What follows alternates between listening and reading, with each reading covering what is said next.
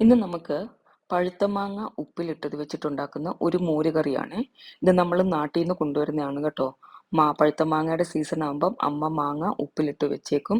നമ്മൾ പോകുമ്പം അത് കൊണ്ടുവന്ന് ഇവിടെ ഫ്രിഡ്ജിൽ സൂക്ഷിച്ചു വെക്കും. 1 വർഷം 2 വർഷം വരെയൊക്കെ നമുക്ക് യൂസ് ചെയ്യാം കേട്ടോ. പാക്ക് ചെയ്യുമ്പോൾ നമ്മൾ അവിടുന്ന് മാങ്ങ മാത്രമായിട്ട് ടിന്നിലാക്കി കൊണ്ടുവരും.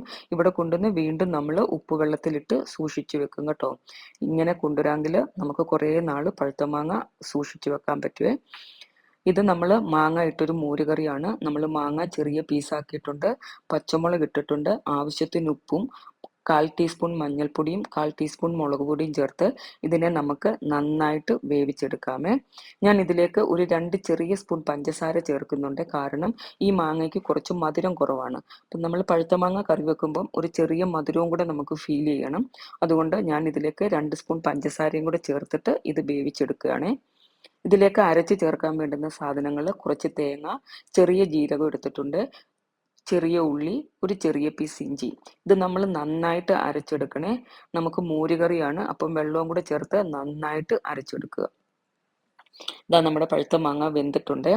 നമുക്ക് മാങ്ങയുടെ സീസണൊക്കെ ആകുമ്പോൾ നാട്ടിൽ പോകാനൊന്നും പറ്റാത്തവരുണ്ടല്ലോ.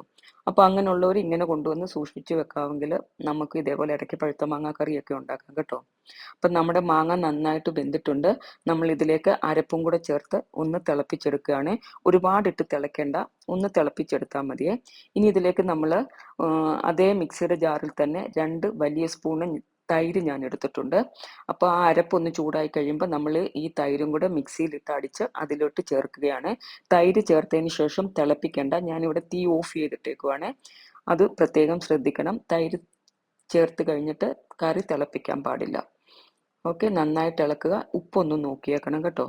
ഇനി ഇതിലേക്ക് നമ്മൾ കടുക് വറുത്ത് ഒഴിക്കുകയാണ്. തീ ഓഫാണ്. തൈര് ചേർത്തതിന് ശേഷം തിളപ്പിക്കല്.